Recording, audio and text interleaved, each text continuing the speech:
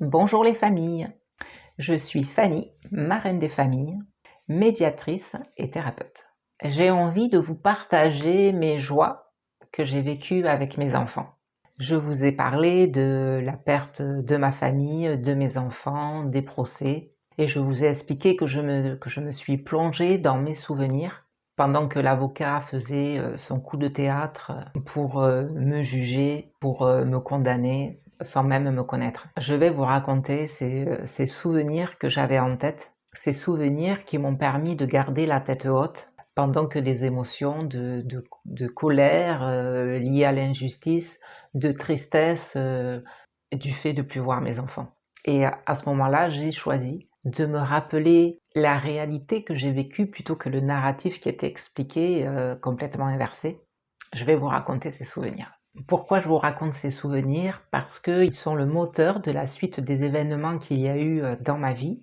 Un changement complet de direction, autant professionnelle que finalement la façon de vivre ma vie. Et je décide de ne pas rester coincée dans les difficultés, de rebondir dessus sur les épreuves et de rester dans la joie pour vivre au quotidien. Alors quand j'ai eu mes enfants, évidemment, la naissance d'un enfant, c'est toujours le plus beau jour de sa vie. Et ça a été le cas pour moi.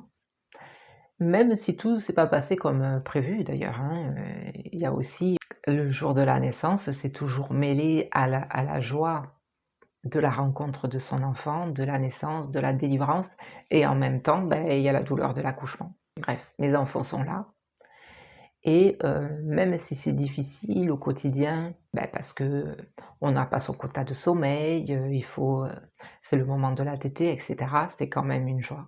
Et j'ai commencé en fait à me découvrir en tant que maman. C'est comme si j'étais devenue une vraie femme à ce moment-là, et voilà, c'est là que je me suis découverte autrement. J'ai commencé par prendre mes enfants en photo, et puis de ces photos, j'en ai fait du scrapbooking digital, donc des agencements, de la décoration de photos, on va dire. Et donc de ces décorations de photos et même des photos en elles-mêmes, je faisais des petits montages et je les transmettais à ma famille qui était loin, qui vivait loin de moi. Je leur transmettais donc via les réseaux, et c'était un bonheur de partager les joies que je vivais. Alors j'étais loin de ma famille parce que je vivais avec un Jean Monsieur d'Armes, et à chaque mutation, je démissionnais de mon travail pour une unité familiale, et ça m'a amené à être loin de ma famille, de mes parents. À l'époque, je l'ai fait en pleine conscience.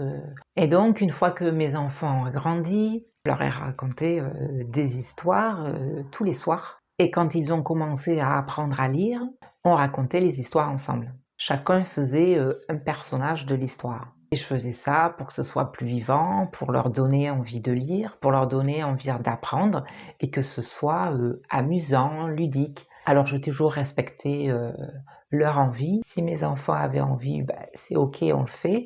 Et sinon, c'est pas grave, je racontais l'histoire seule, je faisais différentes voix pour les personnages.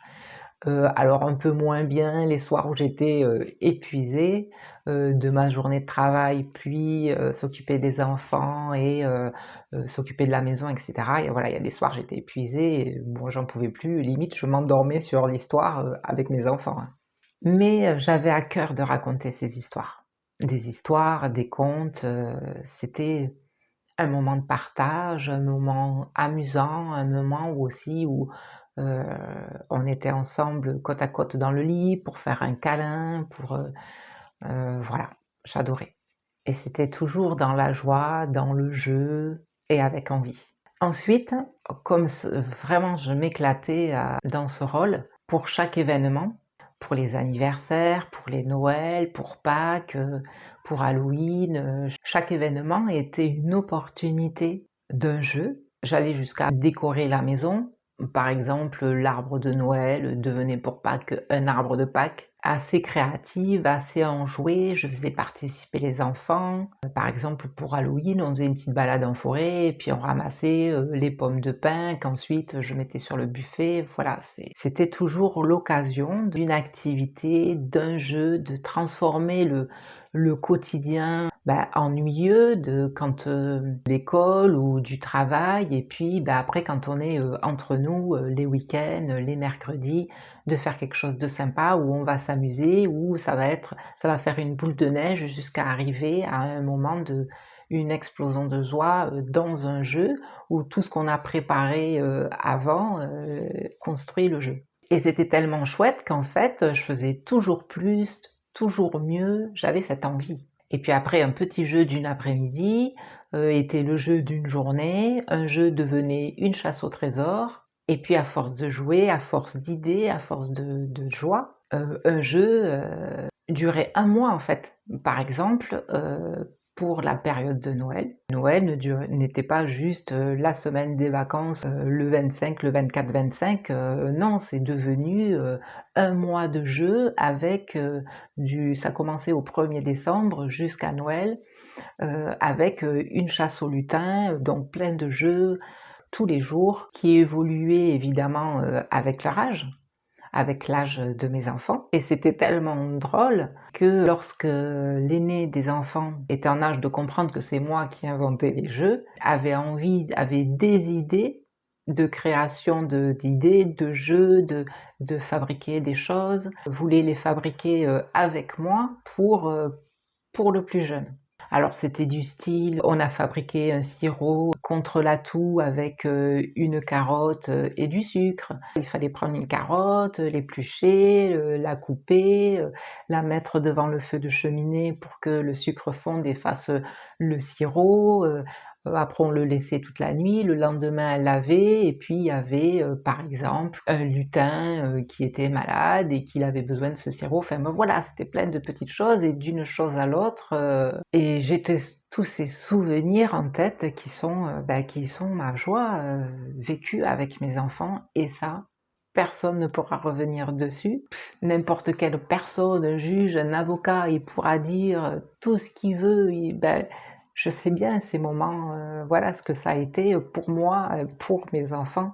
Tant pis, je les laisse parler, tant pis, traverser ces moments douloureux, privés avec eux, et je reste avec ce souvenir. Et là, maintenant, vu la vie, comment elle est partie, je préfère finalement vivre les choses autrement et plus dans la joie, plutôt que de me laisser couler dans des émotions parce que des personnes, elles ont choisi de nous plomber en fait. Non, non, non, non. Ça, stop quoi. On arrête cette mascarade et moi maintenant, je vais créer mon jeu au quotidien, et c'est tout. Voilà. Mon rêve, il était accompli à ce moment-là avec mes enfants. Et puis après, ça a été une autre époque, une autre période, une autre histoire, avec les infidélités, les mensonges, les trahisons, la séparation, le divorce, enfin bref, moi je choisis que malgré les difficultés, je vais vivre dans la joie, pour plus de légèreté.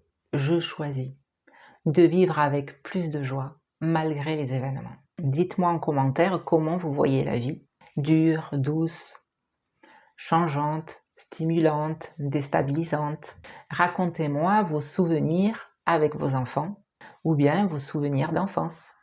Pour le bien-être de chaque membre de la famille, suivez vos envies, honorez vos besoins et mettez en place plus de joie et plus de jeu dans vos vies.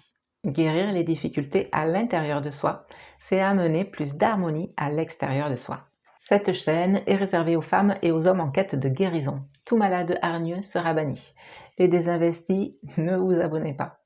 Vous aimez, likez, partagez. Merci. À bientôt.